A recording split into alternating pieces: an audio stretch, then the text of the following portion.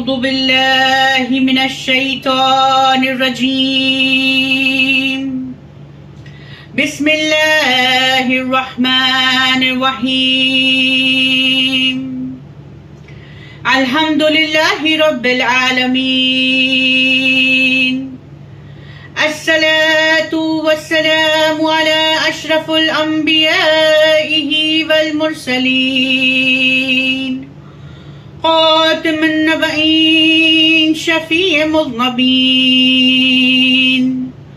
النبي المؤيد ورسول المصدق مولانا أبي القاسم محمد وعلى أهل بيت الطيبين الطاهرين المعصومين المظلومين من يومنا هذا إلى يوم الدين لعنة الله على أعدائه الأجمعين آمين يا رب العالمين قال الله تبارك وتعالى في كتابه المجيد وفرقانه الحميد وقوله الحق بسم الله الرحمن الرحيم يا أيها الذين آمنوا أطيعوا الله وأطيعوا الرسول وأولي الأمر منكم. حاضرین مجلس السلام علیکم ورحمۃ اللہ وبرکاتہ. ابھی جس آیہ مبارکہ کی تلاوت کا میں نے شرف حاصل کیا ہے قرآن کریم کی سورہ نساء کی 59 آیہ، اس کا پہلا حصہ کی جس کے زیر سائے پہلی محرم سے ہماری گفتگو جاری و ساری ہے. خداوند متعال صاحب ایمان سے خطاب کر رہا ہے. ارشاد باری تعالیٰ ہو رہا ہے کہ اے ایمان والوں، اطاعت کرو اللہ کی، اطاعت کرو اس کے رسول کی اور ان کی جو صاحب امر ہیں اور تم میں سے ہیں. پروردگار عالم کی اطاعت انسان کی زندگی کا ہدف ہے. انسان چاہے زمین کے کسی بھی طبقے میں پہنچ جائے، آسمان کی کسی بھی اونچائی یا بلندی پر پہنچ جائے، چاہے رات کی تاریکی ہو یا دن کا اجالا ہو، انسان کو چاہیے کہ خدا کی اطاعت میں اپنی زندگی کو گزارے. اگر انسان خدا کی رضا میں اس کے حکم کے تابع اپنی زندگی کو گزارتا ہے تو وہ اپنی زندگی میں کامیاب اور کامران ہوتا ہے، اس دنیا کے ذریعے سے آخرت کو حاصل کرتا ہے.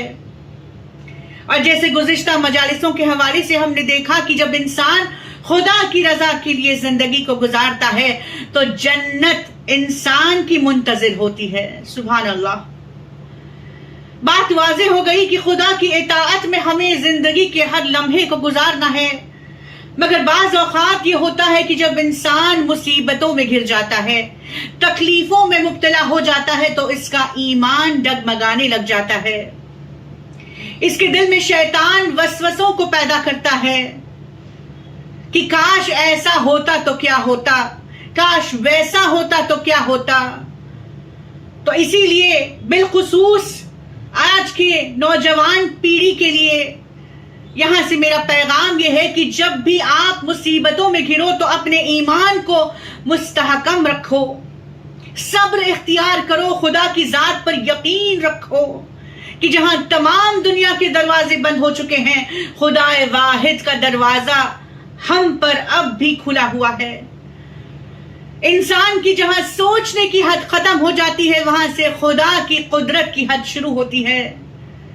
ہمیں چاہیے کہ جب بھی خدا نخواستہ اگر امتحانی مصیبتوں میں ہم گر جاتے ہیں تو ہم خدا کی بارگاہ میں توبہ اور استغفار کریں اور امید بھی لگائیں تو اسی کے ذریعے سے اور اس کی ذات سے لگائیں تو انشاءاللہ خدا کی غیبی مدد ہوگی.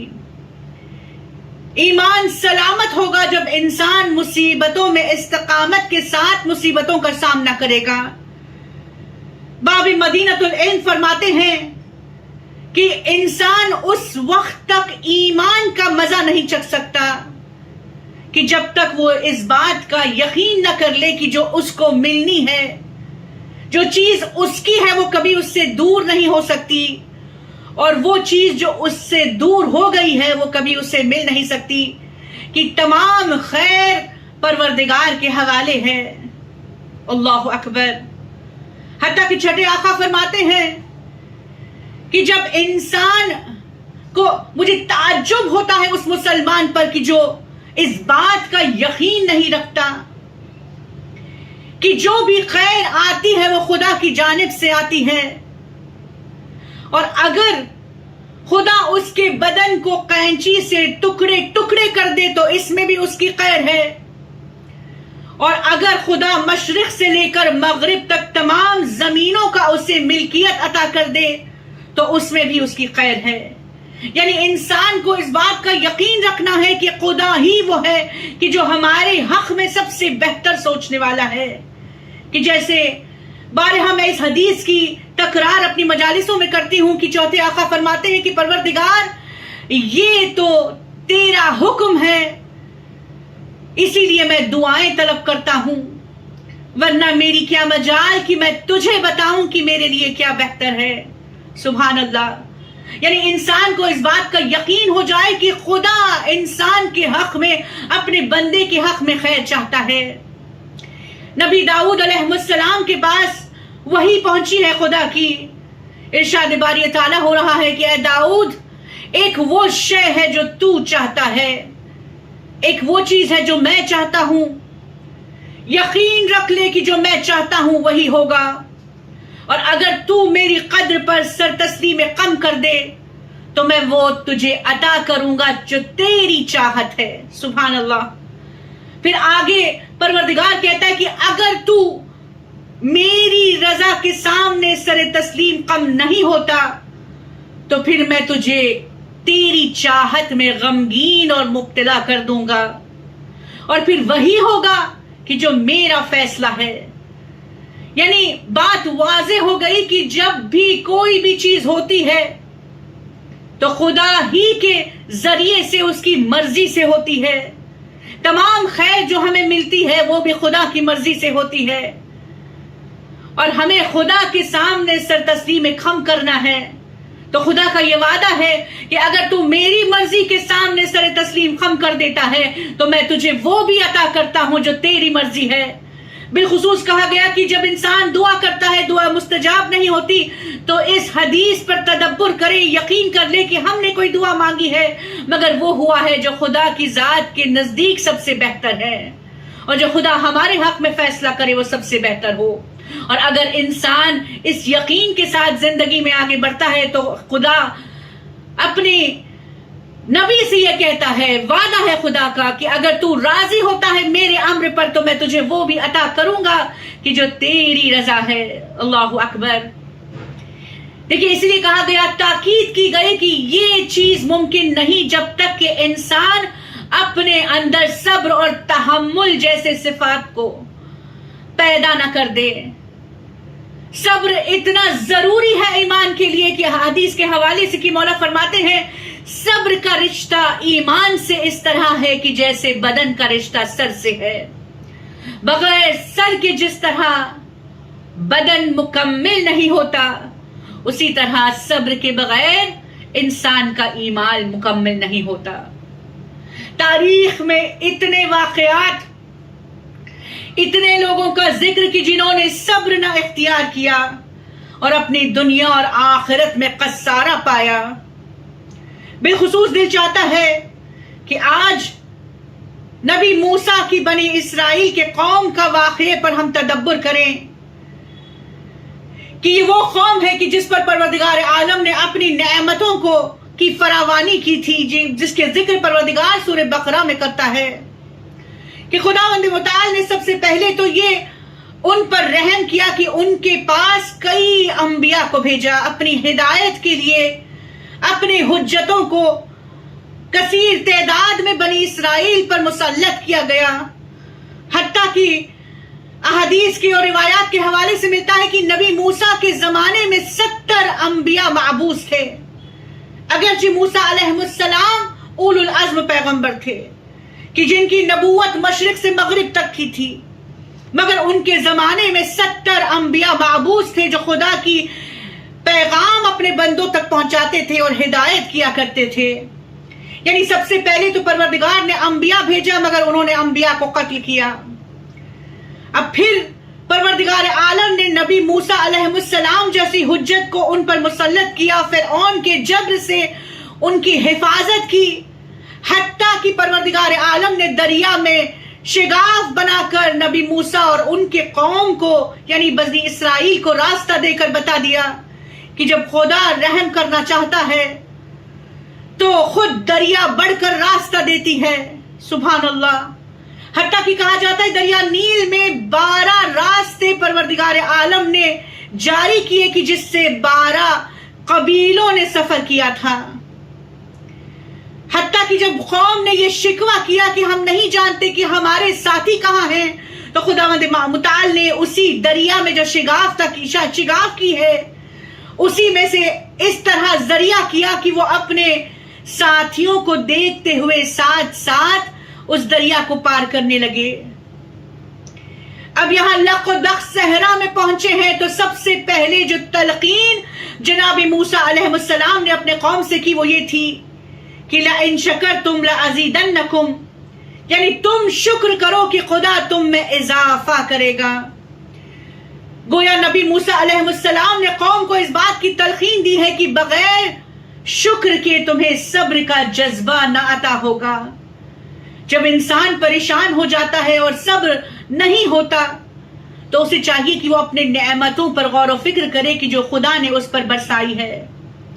اب موسیٰ علیہ السلام کی قوم کو انہوں نے تلقین بھی دی ہے مگر قوم نے پلٹ کر آپ کے ساتھ اتنے گستاخیاں کی کہ جس کا شمار ممکن نہیں.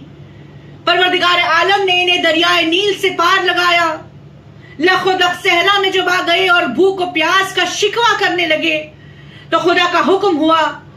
موسیٰ علیہ السلام کو پروردگار عالم نے کہا کہ اس پتھر پر اپنے عصا کو مارو. تاریخ لکھتی ہے کہ قرآن اس بات کی شہادت دیتا ہے کہ وہاں سے چشمے جاری ہوئے اور انبیاء کے اس قوم نبی کی اس قوم کے لیے پروردگار عالم نے 12 چشموں کو جاری کیا. معصوم فرماتے ہیں کہ ہر قبیلے کے لیے ایک چشمہ جاری ہوا تھا کہ جس سے انہوں نے 40 سال تک استفادہ کیا تھا. اب جہاں انہیں بھوک لگی تو خداوند متعال نے جنت سے ان کے لیے کھانا منگوایا کہ جس کا قرآن میں ذکر ہے من و سلوہ کے لحاظ سے. من و سلوہ کہ جس کی کئی روایتیں موجود ہیں. بالخصوص صاحب تفسیر نمونہ لکھتے ہیں کہ من کے حوالے سے یہ ملتا ہے کہ یہ ایک ایسی غذا جو جنت سے خداوند عالم بنی اسرائیل پر نازل کرتا تھا کہ جو شبنم کی بوندوں کی طرح تھی، شہد سے میٹھی تھی اور برف سے زیادہ سفید تھی. سبحان اللہ. روزانہ صبح اور شام پتوں پر درختوں پر یہ شبنم کی بوندیں جمع ہو جایا کرتی تھی اور اتنا ان کی مقدار ہوتی تھی کہ تمام قوم اس سے سیر ہو سکتی تھی. شکم سیر ہو کر کھانے کے لائق کی اتنی غذا یعنی من آسمان سے نازل ہوتا تھا. اور سلوہ کے بارے میں کہا گیا کہ یہ ایک پرندے تھے کہ جو شام کے وقت زمین پر اترتے تھے اور بنی اسرائیل کے افراد جب ہاتھ بڑھاتے تو یہ پرندے ان کے ہاتھوں میں آ جاتے اور اسے بھون کر یہ کھانا کھاتے. مانو سلوہ کے بارے میں یہاں تک یہ بھی کہا گیا کہ پروردگار کا یہ حکم تھا بنی اسرائیل کو کہ اس غذا کو تم جمایا نہ کرو، ذخیرہ نہ کرو، یعنی اسے سیف نہ کیا کرو دوسرے دن کے لیے. یہاں خدا کی حکم کی انہوں نے نافرمانی کی، اس کا ذخیرہ کرنے لگے، اسے سٹور کرنے لگے تو خداوند عالم نے اس کھانے کو سڑا دیا. اور آقا انعامدار فرماتے کہ دنیا میں کھانا کبھی نہ سڑتا کہ اگر بنی اسرائیل کے قوم نے من و سلوہ کو ذخیرہ نہ کیا ہوتا. مختصر یہ کہ یہاں پھر نبی کی نافرمانی کی گئی، خدا کی نافرمانی ہوئی. پروردگار عالم نے انہیں من و سلوہ سے نوازا، پانی سے سیر کیا. اب خدا کا حکم آیا کہ تم اس وادی مقدس میں داخل ہو جاؤ کہ جس کا وعدہ خدا نے کیا تھا. اور بعض مفسرین لکھتے ہیں کہ یہ وادی مقدس جو ہے وہ بیت المقدس ہے. بعض یہ کہتے ہیں کہ اس سرزمین شام میں کوئی زمین تھی، بعض یہ کہتے ہیں کہ لبنان میں یہ زمین تھی. مختصر یہ کہ وادی مقدس میں انہیں داخل ہونے کا حکم تھا خدا کی جانب سے. خدا کے نبی نے کہا تھا کہ پروردگار کا یہ حکم ہے کہ تم داخل ہو جاؤ اور پروردگار کی دین کی تبلیغ کرو. اور مفسرین لکھتے ہیں کہ اس مقام پر، اس علاقے میں عمالقہ کی قوم موجود تھی، کہ جو قوم سام کے نام سے بھی مشہور ہے. یہ قوم عمالقہ بہت قوی لوگ تھے، بہت تندرست لوگ تھے، بہت شجاع لوگ تھے، اور ہر بات پر وہ جنگ و جدال پر آمادہ ہو جاتے تھے. تو اب بنی اسرائیل کی قوم کو یہ خوف تھا کہ کہیں دین کی تبلیغ کرنے پر یہ انہیں لڑنے لڑانے پر نہ آ جائے اور انہیں خدا کی راہ میں جہاد کہیں نہ کرنا پڑے. تو اب یہ کہنے لگے کہ تم اور تمہارا خدا جائے اور جہاد کرے. سب سے پہلے اس عمالقہ کی قوم کو وہاں سے نکالا جائے کہ ہم وادی مقدس میں داخل ہو سکے. اللہ اکبر. اب یہاں جہاں انہوں نے اتنی بڑی مخالفت کی تو پروردگار عالم نے ان پر عذاب نازل کیا، اور وہ بھی تب کہ جب وقت کے نبی نے یعنی موسیٰ علیہ السلام نے ہاتھوں کو بلند کیا، کہا پالنے والے میرا ان پر کوئی اختیار نہیں ہے، میں صرف اپنے بھائی اور اپنے اوپر اختیار رکھتا ہوں. پروردگار اس سے ہمیں علیحدہ کر دے. قوم سے موسیٰ کو علیحدہ کر دیا گیا. 40 سال تک یہ وہیں پر بھٹکنے لگے. تاریخ لکھتی ہے کہ قرآن شاہد ہے کہ پروردگار کہتا ہے کہ انہیں بھٹکا دیا گیا، اور روایات موجود ہیں کہ انہیں اس طرح بھٹکایا گیا تھا کہ سارا دن وہ چلا کرتے تھے. کوسوں دور چلنے کے بعد جب رات کو تھکے ہارے سو جاتے تھے تو صبح اپنے آپ کو اسی مقام پر پاتے کہ جہاں سے صبح سفر شروع ہوا. اللہ اکبر. پھر قرآن کہتا ہے کہ کچھ لوگوں نے توبہ اور استغفار کیا. بھوک کی شدت تھی، پیاس کی شدت تھی، مانو سلوہ چھن چکا ہے. تو پروردگار عالم نے پھر ان پر رحم کیا اور ایک ابر ان پر سایہ فگن ہوا. دیکھیے یہاں پر پتہ چلتا ہے کہ پروردگار عالم کتنا اپنے بندوں پر مہربان کرتا ہے، وہ کتنا رحمان ہے، کتنا رحیم ہے. ہمارے مانگنے میں کمی ہو سکتی ہے، اس کے عطا میں کوئی کمی نہیں ہے. یہاں بنی اسرائیل کے قوم والوں نے خدا کی بارگاہ میں توبہ کی ہے، استغفار کیا ہے. خدا اسی وقت راضی ہو جاتا ہے اور ابر بھیج دیتا ہے تاکہ انہیں سکونت حاصل ہو سکے. حتیٰ کہ ان میں چند ایسے افراد بھی تھے کہ جس نے نبی موسیٰ سے کہا تھا کہ ہمیں من و سلوہ کی ضرورت نہیں ہے، ہم ایک ہی چیز کھا کر بڑے پریشان ہو گئے ہیں. اپنے خدا سے کہنا کہ لہسن، پیاز اور بقیہ ترکاری ہمارے لیے بھیجا جائے، سبزیاں ہمارے لیے فراہم کی جائے، دال ہمارے لیے بھیجا جائے، کہ ہم اسی غذا سے ابتا گئے ہیں. نبی موسیٰ نے کہا تھا کہ کیا جنتی غذا کو چھوڑ کر تم ان چیزوں کے پیچھے دوڑنا چاہتے ہو؟ دیکھیے یہ تمام چیزیں ہمارے لیے درس ہیں. یہ وہ قوم تھی کہ جنہیں یقین نہ تھا کہ جو خدا ہمارے لیے سوچے وہ سب سے بہتر ہے. صبر اختیار نہ کر پائے، خدا کی اطاعت نہ کر پائے، تو وہ تمام نعمتیں پروردگار جو خدا نے انہیں دی تھی، جو جنت کی غذا ان کے لیے نازل ہوتی تھی، وہ جنتی غذا ان سے چھین لی گئی، وہ نعمت پروردگار ان سے چھین لی گئی. کیوں؟ کیونکہ انہوں نے شکر ادا نہیں کیا، انہوں نے صبر نہ کیا. یعنی بات واضح ہو گئی کہ جب بھی ہم مصیبتوں میں گھریں تو سب سے پہلے کام یہ کریں کہ ہم ان نعمتوں پر تدبر کریں کہ جو آج بھی ہمارے پاس ہیں، اور ان چیزوں پر غور و فکر نہ کریں کہ جو ہم سے چھن گئی ہیں. جب انسان خدا کا شکر ادا کرتا ہے تو پھر انسان کے زندگی میں خدا برکتوں کو نازل کرتا ہے. قربان جائے ہماری جانیں اس دین حق پر کہ ہمیں حقیقت میں زندگی جینے کا سلیقہ سکھا دیا.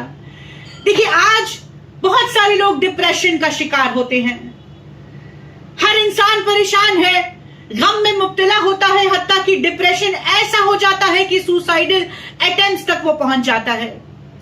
اور سائیکالوجسٹ یا سائیکیٹرسٹ یہ کہتے ہیں کہ آپ کو چاہیے کہ اپنی زندگی میں جو اچھائیاں ہیں اس پر غور و فکر کریں. یہ دیکھیں کہ خدا نے آپ کو کیا عطا کیا ہے. آج کے سائنسدان ہمیں تاکید کرتے ہیں، سائیکیٹرسٹ تاکید کر رہے ہیں کہ ایک پازیٹیو انرجی اگر اپنے زندگی میں چاہتے ہو تو دیکھو کہ خدا نے تمہیں کیا عطا کیا ہے. تمہارے پاس آج کون سی چیزیں ہیں، ان چیزوں کے لیے پریشان نہ ہونا، غمگین نہ ہونا جو تمہارے پاس نہیں. اور 1400 سال پہلے اہل بیت اطہار نے ہمیں بتا دیا کہ خدا نے جو بھی ہمیں عطا کیا ہے وہ خیر ہے، اور خدا کے ہر مرضی کے سامنے سر تسلیم خم ہونا ہے. نعمت خداوند عالم کا ہمیں شکر ادا کرنا ہے. قرآن کہتا ہے تاکہ تم میں خدا اضافہ کرے. سبحان اللہ. اور یہ ثابت ہے، احادیث کے حوالے سے یہ بات واضح ہے کہ خداوند کریم اس وقت تک اپنی نعمتوں کو نہیں واپس لیتا جب تک کہ قوم یا کوئی بندہ کفران نعمت نہیں کرتا. صاحب علم کا مجمع ہے، مجھے تفصیلی گفتگو نہیں کرنی، بس مختصر سا واقعہ کہ جس کے بارے میں پروردگار عالم نے سورہ انفال میں ذکر کیا ہے. سورہ انفال میں خداوند متعال نے ایک قوم کا ذکر کیا کہ جسے قوم سبا بھی کہا جاتا ہے. بعض روایت میں ہے کہ یہ مکے کی سرزمین پر رہتی تھی، بعض پھر کئی روایت کہتی ہے کہ یہ کسی شام کے علاقے میں رہا کرتی تھی. خدا نے ان کے لیے نعمتوں کو تمام کیا تھا، اتنی سکون کے ساتھ، امن کے ساتھ زندگی گزار رہے تھے، خدا کی نعمتوں سے استفادہ کر رہے تھے. ان کے لیے نہریں جاری تھی، بارش باران رحمت بن کر نازل ہو رہی تھی. ان کے لیے اناج خداوند عالم زمین کے سینے کو چیر کر اگاتا تھا، مگر قوم اپنی ناشکری پر آ گئی. تاریخ لکھتی کہ ان کے رزق میں اتنی برکتیں تھی کہ آہستہ آہستہ قوم نے اس کا شکر ادا کرنا چھوڑ دیا اور اس کے کفران نعمت کی. ائمہ طاہرین کے حوالے سے چھٹے امام یہ کہتے ہیں کہ اس قوم نے حتیٰ کی غذا سے پتلوں کو بنایا اور پھر اس کی پرستش کرنے لگے. بعض اوقات تو یہ اس حد تک چلے گئے کہ اپنی نجاستوں کو روٹیوں سے صاف کیا کرتے تھے. اللہ اکبر. اور آٹھویں آقا فرماتے ہیں کہ ایک عورت کی جس نے اپنی نجاست کو اس روٹی کے ٹکڑے سے صاف کی تو ایک صالح انسان نے اسے روکا، کہا کہ یہ خدا کی نعمت ہے کہ جس کا تو کفران نعمت کر رہی ہے، خوف کر کہ کہیں خدا تجھ پر قحط نہ نازل کر دے. وہ غرور میں آ کر کہتی ہے کہ جب تک ہماری نہریں جاری ہیں ہمیں قحط چھو نہیں سکتا. بس خدا کو اس کی یہ غرور، اس کا تکبر ناگوار گزرا، یہ کفران نعمت ناگوار گزری کہ خداوند عالم نے اسی وقت اس نہر کو روک دیا. نہر کے راستے بند ہو گئے، باران رحمت نازل ہونا ختم ہو گئی، حتیٰ کہ یہ زمین بنجر بن گئی اور خدا نے ان پر قحط ایسے مسلط کیا. اب قرآن بڑھ کر خود یہ کہتا ہے کہ حتیٰ کہ انہوں نے اپنی اسی غلیظ روٹیوں سے فائدہ اٹھایا. اور امام فرماتے ہیں کہ انہوں نے روٹیوں کی اتنی بے ادبی کی کہ ایک دوسرے پر مارنے کے لیے کھیل میں روٹیوں کا استعمال کرتے اور وہ روٹیوں کے ڈھیر لگ جاتے. اپنی گندگی کو صاف کرتے روٹیوں سے اور پھر اس کے ڈھیر لگایا کرتے تھے. اور جب ان پر قحط آ گیا تو انہی روٹیوں کو، یعنی ایسی پرانی روٹی، گندی روٹی کی جس سے یہ کبھی کھیلا کرتے تھے، کبھی اپنے جسم کو صاف کیا کرتے تھے، اسی کو اٹھا کر چھوٹے چھوٹے مقدار میں لوگوں کو تقسیم کیا کرتے تھے. اللہ اکبر. یعنی بات واضح ہو گئی بالخصوص اپنی نوجوان بچیوں سے کہ کبھی بھی کفران نعمت نہ کرے. جب مجلسوں میں تبرک بٹا تو اسے امام کا تبرک سمجھیں جو امام کے نام سے بٹ رہا ہے، اور یہ رزق الہی ہے. اپنے آنکھوں سے لگائیں اور اس کا کفران نعمت نہ کریں. خیال رکھیں کہ اس کا کوئی ویسٹیج نہ ہو. خیال رکھیں کہ اس کا ہم برکتوں کو، اس کے تمام نعمتوں کا احساس کریں، اس کو اپنے آنکھوں سے لگائیں اور اس کا مکمل اعتبار سے استفادہ کریں. اگر ہمارے پاس زیادہ ہے تو کسی غریب کو دے دیں، मगर इसका इसराफ ना करें, क्योंकि खुदा के नजर में ये कुफरान नेमत हो सकता है। हमारे लिए वो कौम की जिसका खुदा ने कुरान में जिक्र किया है इबरत है कि जिसने रोटियों की इसराफ किया और परवरदिगार ने उन पर कहत नाजिल कर दिया। परवरदिगार आलम हमें शुक्र का सलीका सिखा दे। ऐ मेरे माबूद, तेरी बारगाह में ये दुआ है कि इन मजलिसों के सदक़े में, मौला हुसैन के अज़ा के सदक़े में हमें तेरा मुती और फरमा बरदार बना दे। मुसीबतों पर सब्र करने का हमें सलीका आ जाए, तेरे शुक्र का हमें सलीका सिखा दे।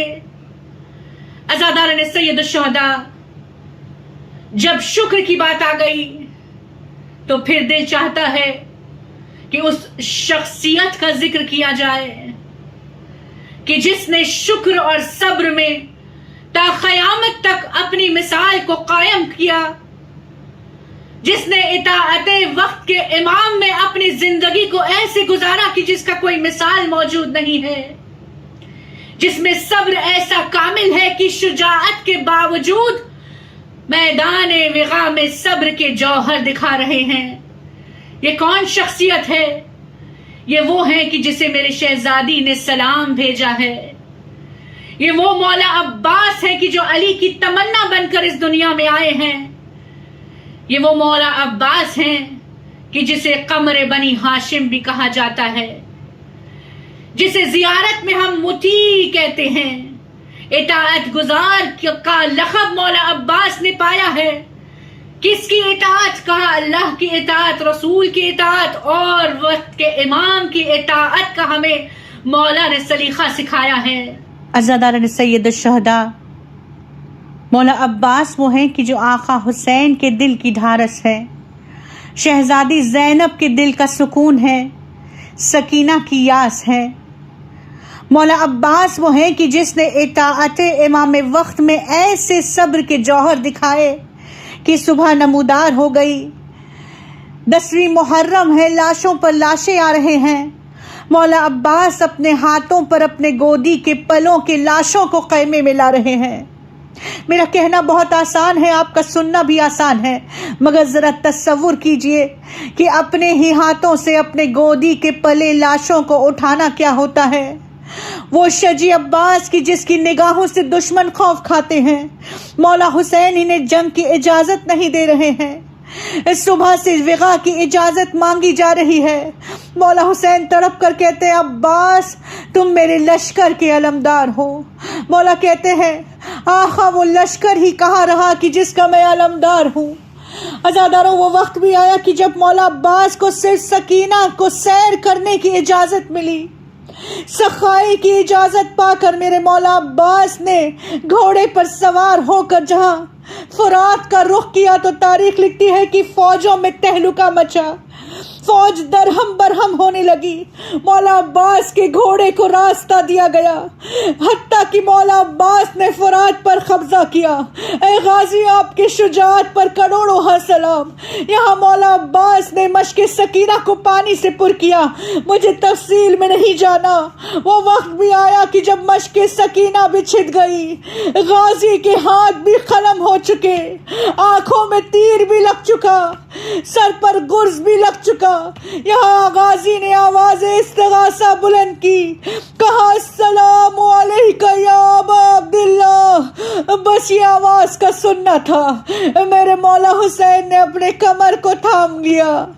मौला गिरते हुए संभलते हुए यहाँ मैदान वगा में गए। मौला के पैर को कुछ अजीब सा महसूस हुआ, पैर में कुछ लगा। अब जो मौला ने झुक कर देखा, एक अजीब मंजर है। गाजी का एक कटा हुआ हाथ, न जाने भाई ने वो मंजर कैसे देखा होगा। मौला हुसैन ने आका का हाथ उठाया, अपने अबा के दामन में समेटा। अज़ादारों, आज भी मकाम करबला में मौजूद कि जहां गाजी के शाने इलाहिदा हुए थे। परवरदिगार इन मजलिसों के सदक़े में हमें ज़ाहिर बना दे। वो वक्त भी بھی آیا کہ جب مولا حسین کچھ دور گئے یہاں پیر میں کچھ اور چیز الجھی، دیکھا عباس کا دوسرا کٹا ہوا بازو ہے، بھائی نے 200 بازو اپنے ابا کے دامن میں سمیٹے ہیں۔ یہاں وہ وقت بھی آیا کہ جب مولا عباس کے لاشے پر پہنچے، ایک آنکھ میں تیر ہے، دوسری آنکھ میں خون جمع ہوا ہے۔ عباس کی دھندلی آنکھوں نے دیکھا ہے کہ وقت کا امام آپ کا آقا سامنے ہے۔ مولا تڑپ اٹھے، کہنے لگے آقا اس غلام کو بخش دینا، ہاتھ موجود نہیں کہ جس سے سہارے سے میں اٹھ کر کھڑا ہو سکوں۔ مولا تڑپ اٹھے، آقا حسین نے عباس کے سر کو اپنے آغوش میں لیا۔ یا مولا عباس کہتے ہیں آقا اس غلام کی آخری خواہش یہ ہے، جب دنیا میں پہلی مرتبہ آیا تھا آپ کی زیارت کی تھی، مولا میں چاہتا ہوں کہ جب اس دنیا سے جاؤں تو آپ کی زیارت نصیب ہو۔ مولا ایک آنکھ میں تو میرے تیر لگا ہے، اگر زحمت نہ ہو تو دوسرے آنکھ کو صاف کر دینا۔ مولا حسین نے اپنے ابا کے دامن سے آقا کی آنکھوں سے خون کو صاف کیا۔ یہاں غازی نے اپنے وقت کے امام کی زیارت کی۔ عزاداروں بس روتے ہوئے دعا کیجئے، ہم اپنے وقت کے امام کے منتظر ہیں۔ مولا ہمارے کردار کو اتنا بلند کر دے، آقا راضی ہو جائے، وقت کے امام کی زیارت ہمیں بھی نصیب ہو جائے، ہمیں کربلا جانا نصیب ہو جائے۔ عزاداروں مختصر یہ کہ مولا عباس نے وقت کے امام کی زیارت کر لی۔ یہاں ایک مرتبہ مولا حسین نے خواہش کا اظہار کیا، عجیب خواہش ہے۔ مولا کہتے عباس بچپن سے تم نے مجھے کبھی آقا کہا، کبھی مولا کہا، کبھی بھائی نہ کہا، میں چاہتا ہوں کہ آج آپ مجھے بھائی کہہ کر بلائیں۔ مولا عباس نے آقا حسین کو بھائی کہا۔ دوسرا یہ جملہ کہا، مولا میری ماں ام البنین سے نہ کہنا کہ میں نے آپ کو بھائی کہا۔ اے بی بی ام البنین آپ پر کروڑوں سلام۔ یہ وہ بی بی ہے کہ جس نے مولا عباس کو ایسی تربیت دی تھی، ایسے پروان چڑھایا تھا کہ مولا وقت کے امام کے مطیع بن گئے تھے۔ تاریخ لکھتی ہے کہ وہ وقت بھی آیا کہ جب کربلا کو قافلہ نکل رہا ہے، کوفے کے لیے کوچ ہو رہا ہے مدینے سے، یہاں بی بی ام البنین نے مولا عباس کو بلایا ہے۔ خبر رسول پر ایک ہاتھ رکھا، ایک ہاتھ بی بی نے اپنے سر پر رکھا، کہا عباس تمہیں ماں کا واسطہ، تمہیں قبر رسول کی قسم، جب تک تمہارے بازو سلامت ہے زینب کا پردہ سلامت رہے، حسین پر کبھی آنچ نہ آئے۔ وہ وقت بھی آیا کہ جب بشیر ابن جزلم مدینہ کی گلیوں میں پکارتا گیا، اعلان ہوا اے مدینے والوں حسین کربلا میں شہید ہو گئے۔ بی بی ام البنین گھر سے باہر نکلی، چادر کو سمیٹا، بی بی نے عصا کا سہارا لیا، بشیر سے کہا ہے بشیر کس حسین کی سنانی سنا رہا ہے؟ بشیر کہتا ہے حسین ابن علی کربلا میں شہید ہوئے۔ بی بی تڑپ کر کہتی ہے میرے عباس کے ہوتے ہوئے حسین کیسے شہید ہوئے؟ بشیر کہتا ہے بی بی عباس کا پرسہ قبول کر لینا، عباس کے دونوں شانے قلم ہو گئے۔ بی بی تڑپ کر کہتی ہے عباس نے علی سے فنون جنگ سیکھے، کس نے عباس کے شانوں کو قلم کیا؟ یہ کیسے ممکن ہے کہ عباس کے آنکھوں میں، عباس کے پیشانی پر گرز لگا؟ عباس کا تو خد اتنا بلند تھا۔ یا بشیر تڑپ کر کہتا ہے بی بی عباس کے شانے بھی قلم ہو گئے، گرز بھی لگا، آنکھوں میں تیر پیوست، سینے میں تیر پیوست۔ عباس جب زمین پر گھوڑے سے آئے تو ہاتھ سلامت نہیں۔ عزاداروں آخری جملے ذرا تصور کیجئے، وہ شہید کیسے زمین پر آیا ہوگا کہ جس کے ہاتھ موجود نہیں، آنکھوں میں تیر ہے، سینے میں تیر پیوست۔